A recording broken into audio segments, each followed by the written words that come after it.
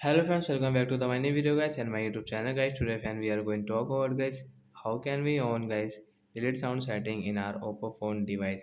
Friends, you want to on guys your phone delete sound settings. So how can you on it today? I will show you in this video guys.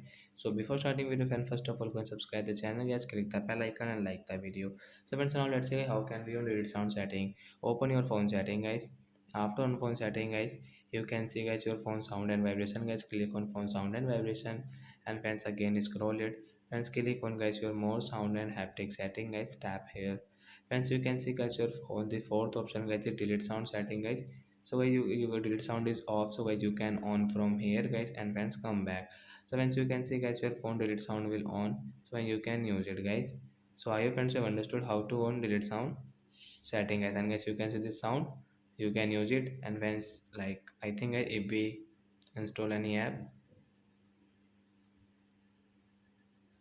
first of all guys I will install this my game to use my delete sound setting. So like that guys, you can use your phone delete sound setting. So that's it guys, thanks for watching the video, bye guys.